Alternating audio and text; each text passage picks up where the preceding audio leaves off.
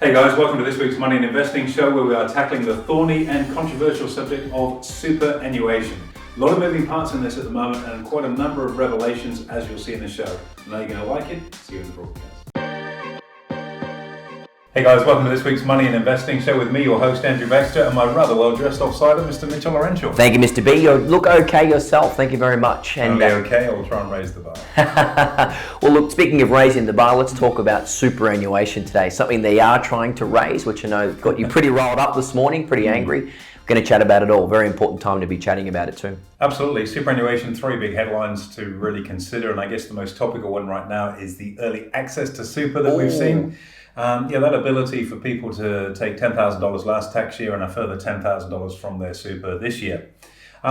Interesting policy. And I think the caveat for all of this, through the COVID crisis, Treasury, government, they've done their best to try and create policies that in spirit should work, but sometimes we often see that they don't necessarily serve that purpose and possibly get used for the wrong reasons. And this is one such example, I think. Sure. And obviously, unfortunately, a lot of these decisions have had to be made on the fly pretty quickly to respond to what's going on. And I know there's been a lot of businesses that have actually benefited from these early access to super. Absolutely. Harvey Norman, JB Hi-Fi, you mentioned those before. Kogan, another one. Anyone in that online retailing space or home entertainment, Bunnings have also done pretty well out of that too. Why is that? Well, people have accessed, and let's look at the spirit of this. We've gone into a recession, and so the government has said, okay, how can we help people steward themselves through? I know, let's give them early access to super. Now, if you've got to put bread on your table and feed your family, that makes sense to have access to that money now, and you can deal with retirement when it comes over the hill. Sure. And that's one of the sad things. People oftentimes with super see it as this big thing in the distance. It's a long way away. We'll get round to it. It's boring. It's complicated. Let's just get the dough now, live hard, die young. And you've kind of seen a little bit of that where money has been accessed and, sales in four-wheel drive and camping accessories through the roof. Do you need a Balinese pagoda in your garden right now to get you through these challenging times of COVID? I can't imagine you doing too much traveling or too much entertaining when there's only allowed 10 people in your house. Why do you need those extra gadgets and gadgets? Yeah, and this is where some of the money has gone, which is obviously controversial because that wasn't the intention behind the legislation. It was to help people. To my mind, if you take 10 out now, 10 in the last tax year, 10 now, that's okay. It's your money. You should be able to access it. However, when it comes to retirement, maybe that 20 grand, if you've taken the full 20, needs to be inflation adjusted or increased, compounded to an extent in, say, 30 years' time when you come to retire and say, okay, that 20 you took out back in 2020 would now be worth $47,000. And that should be included in what your retirement amount is to stop people getting a double dip. And what I mean by that, you could take the cash now, have no super when it comes time to retire and go on the state pension. Now, you had the money before. Defeats the purpose. Yeah, you had the money before, but you decided that you needed those rhubars and spotlights on your four-wheel drive, and now you qualify for the pension later on, and that kind of double dip is not right, and hopefully the legislation catches up with that, so they'll say, okay, you pulled your 20 out, we're going to give you a tax concession on putting it back in when you start work again. But if you don't, we're going to take whatever that 20 was worth back in 2020, work out a value of what it's worth when you retire, and suggest that that's actually what your retirement nest egg would have been had you have not done this, and therefore you don't qualify for the pension. And does that mean even potentially looking at decreasing pension payments? So you say, okay, if it's $47,000 that you've taken out that's worth today, therefore you're going to receive X amount of dollars instead of Y. Absolutely. So it's means tested against what you would have had. Sure. Okay. And that might sound a little bit harsh, but the whole idea of this is not to bleed the public purse with people playing the system. And if you've got to put food on the table for your family, that's one thing, but spending it on discretionary spending, that's another matter. So I think that's one thing that's been quite controversial. It's also really impacted a lot on some of the industry supers. Sure. So you take something like Host Plus, I think 70% of their balances are 30 grand or under. Wow. And if you look at the volume of money that's flowed out, which is I think it's something in the order of $30 to $40 billion across the board in early access to super, that's really hit a lot of those industry super funds very, very hard, especially low balance funds. And so the viability of their business, having seen that money flow out the door, in fact, it hasn't all flown out the door because some of the assets that were held in those super accounts haven't been liquid enough to be able to, they're not like shares where you can sell them and pay the cash out. They've been in illiquid property assets which haven't been able to be sold and then pay the money out to the investors that are asking for it. So a few little problems there in the industry super space. 75% jump in insurance costs with one of them as well. So, there's a few little things showing that the nuts are possibly a bit wobbly on the wheels there. And industry super, a lot of people looked at it as this bastion of great service and great value for money. That's also not necessarily true when you look at, say, some of the management expense ratios. They can be actually more expensive than what they seem on the surface. Industry super is going to struggle a bit under this, I think, with that redemption. But I do think the government needs to backfill some of the legislation to say, look, if you pull dough now and taken it early, it will be added back in and means tested against what your pension entitlements are later on, unless you fill that hole up yourself. So where does that leave the economy long term? If we are taking super out now, having a great time going to Harvey Norman, buying new TVs, whatever it may be, in 20 years' time, 30 years' time, if your pension's decreased and it's means tested, where does that leave retirees? Well, if you think about it, not that many people look that far ahead, and it's, we'll put the problem off, which is one of the major problems with super. And this whole notion of trying to provide people with a better quality retirement, I guess, leads us to point number 2, and that's the big push at the moment. In fact, it's legislated for an increased compulsory contribution from employers. I know this one gets you nice and rolled up. So at the moment, 9.5% is the compulsory contribution level from an employer. And legislation has been passed that over the next 3 years, it needs to increase to 12.5%.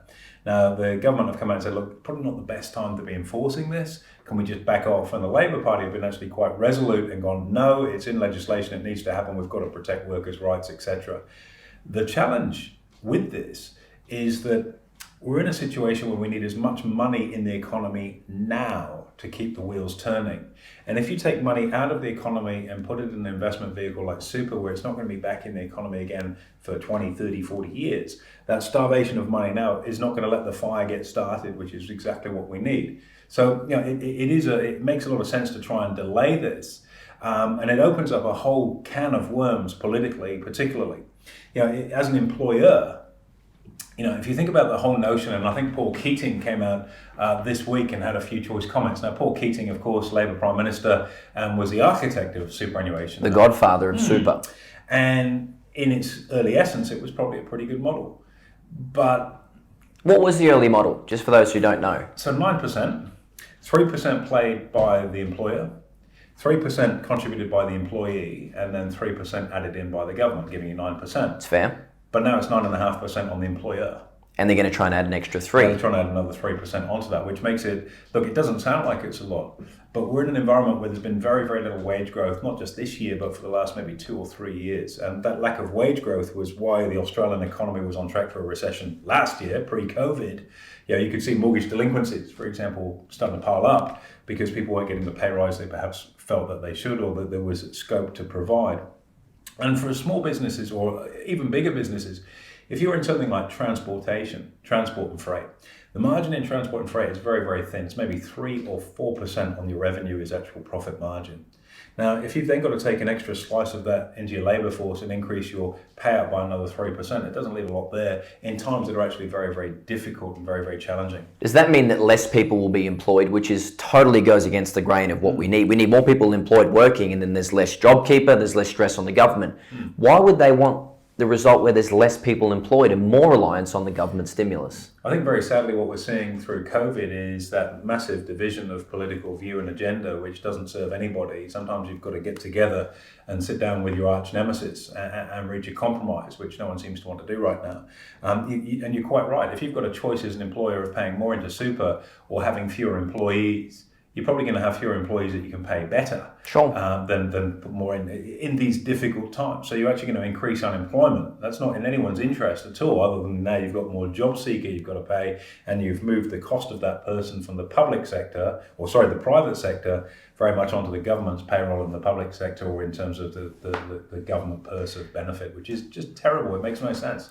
And it's a tough one because we get what they're trying to do. We're trying to foolproof the future of our Australians and set them up for long term. But the time is now. And if employees are going to be, unemploying people in their business, it puts us in a precarious position. It is very difficult, and particularly if you take Victoria as a state where unemployment's jumped by 7% over the last month in that state alone. Yeah, there's an enormous amount of pressure on businesses to keep their staff gainfully employed. And if you say, okay, you can keep your staff and you've got to pay them more super, which means you can't really give them a pay rise at a time when they need a pay rise to inflate the economy, it just makes no sense. So let's put political agendas aside. Let's take that legislation that's been passed, use some common sense and park it and return to it later on. And look, let's face it, I don't really think the politicians have got a leg to stand on anyway. You and I, mere mortals, the plebs at the bottom of the totem pole, our super is at 9.5%, whereas if you're a politician, it's at a minimum of 11.5%. Don't ask me why, but that's what they get right now, and it's hardly fair if we're talking about a system. And I'm fairly certain the Queensland Premier actually gets 12.75. Could well be, but from my reading. Again, let's not make this too much of an attack. Sure, okay. Just give it a state government. That would be a very good way of saving everyone a heap of I know you're a fan of that. Okay, well now let's segue into something that probably does need to be pushed higher, and that is the mandatory self-contribution that you can make, your salary sacrifice. Yep. Currently at $25,000 per financial year that you can put from your salary into your super. Yep. What are your thoughts? Okay, so if the notion is to try and provide everyone with a better quality super, and it's legislated to lift the employer contributions up to 12.5%, 3% higher, or 30% jump, are we going to have a 30% jump in the tax-free contribution levels as well? Because right now in Australia, 25 grand is the limit on that. And for some people listening to this, that might sound a lot of money going in. For others, it's not. You know, if you're an executive in a business and maybe you've been putting down $700,000 or $800,000 a year, it's a week's wage. Adding 25 grand a year to your super tax-free, it just doesn't really get you from A to B. And well, you earn plenty, you should pay more tax. I don't think that's really the message we should have.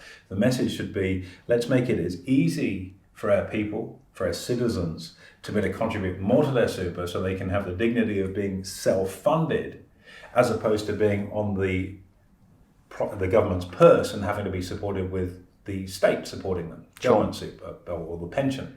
Let's get it away from the taxpayer paying and get it paid privately by people contributing themselves, and also making it more tax effective to do that. That will make an awful lot of sense. But it's 25 grand. It used to be higher. It's been cut down. And plus, if you are a higher income earner, after 250,000, you're subject to a Division 293 tax as well. So you're just getting slapped left, right, and centre on there. Heaven forbid you should make money and employ people in this country. That's not fair. Let's try and bring it back down. There seems to be a fairly large disconnect between what is really needed versus what is being legislated. I guess that brings the overarching question, Mr. B, is what the hell is going on? Yeah, well, that is a tricky one, and providing advice on super is very, very difficult because it is a minefield of legislation which seems to change on a very, very regular basis. I'm always minded of Kerry Packer's very famous parliamentary hearing when he'd gone there and they were supposed to be telling him off and ended up setting them straight off. It's a great video if you ever watch it on YouTube. And one of the things he talked about was, before you introduce new legislation, repeal the old one that it's replacing, to keep it simple. This whole area of super is such a massively complex issue. The rules keep changing, so you could do things today that you think are going to set you up, and then the rules change and they no longer work. So it's very hard for people to provide for a future 30, 40 years down the track when you've got this revolving door of legislation and things that are changing. And things do need to change. The premise of what super is a great idea, and that's for people to be able to provide for their own retirement.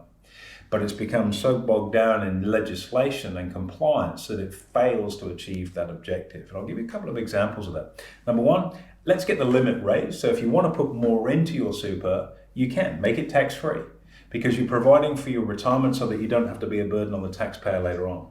Secondly, what's earned in that super, it's taxed anyway, so it's still going to pay tax. This whole notion that if you reduce the tax on super, the rich get richer, it doesn't work that way, because there's tax payable on what's in there. But here's a big one for your generation in particular. The prospect of owning a home, not for you because you're well on your way, but for a lot of people in that space, the prospect of owning their own home is out of their reach. Now, within super, there's a piece of legislation that talks about the sole purpose test. Anything you do in super must only be for your retirement provisioning. That's the legislation. Why don't we start to actually restructure this? It's 20, 30 years old, it needs an overhaul. We need to work out how much is going to be paid in, what the tax benefits are, and just leave it be for 20, 30 years before we mess with it. Sure. How about if you could take your super and you could use that as a deposit and a payment mechanism to buy your own home? Great idea. That's going to enable people to own their own home for those that can't afford it. And there's a lot of talk about the younger generations being a generation of renters because they won't be able to afford to get in the property market. What's wrong with owning your primary place of residence in your super? When you go to sell it, you can be taxed. So you pay your super tax at 15% on whatever element of that property is taxable. But what's more, you've put money in now, it's grown in value. So by the time you retire and you don't need that 7-bedroom house for your kids, as you and your wife says, a 2-bedder, you've got the ability to downsize, sell that for a nice chunky profit, roll it into your retirement fund, pay the tax on it, and actually live a decent life. And you've had somewhere to live your whole life. It makes total sense, and it follows all the rules. I'm not sure why that hasn't been considered yet. The sole purpose test is an interesting one, and it's one of those things I think that it's open to exploitation, just like everything else is. You're pulling your 10 or 20 grand out of super is also open to exploitation. So these things need to be thought through and structured. But a whole fresh approach to it is going to see people more incentivized to prepare for their retirement if you make it easier, if you make it more tax effective, and you make it something that you actually want to do rather than something that you have to do. Wow, it's a great piece of advice and some interesting information, getting tongue-tied there. AB, we're coming to the end of the broadcast and there's a lot of information in there to unpack. I guess the next part is, what's your advice? As I always like to ask at the end of the broadcast, you're unsure about what to do, how to steward yourself through these challenging times in terms of super. What would be your call to action? Look, I think getting control is a key thing. Self-managed super, we've got so many clients in that space that are making great money. You've got that peace of mind and control of knowing that your future is in your own hands. And ultimately, you've got the best vested interest in sorting your future out because it's your money, it's your retirement we're talking about here. So, self-managed super is an important part of the asset allocation mix. But for anybody, don't just put it off and think, it's this little dot on the horizon. Get started with it today. Hopefully the legislation will catch up and have some common sense applied to it. And if that is the case and we see the relaxation of sole purpose so you can actually buy a home to live in and still pay rent into your super and pay the tax on the income in it and do all of the things. This is not just about making something impossible to use. It can be a terrific standalone tax vehicle if someone that's objective looks at it through fresh lenses. But at the moment, we've got political bickering about lifting the limit. On one side, it's got to go up to 12.5, but heaven forbid you should raise the tax-free contribution for anyone that wants to put more so they can retire in dignity. And then all of it's constrained with this nonsense of a moving feast of legislation on the back end. Tricky space, something I get very fired up about because we're here to help people plan for their retirement.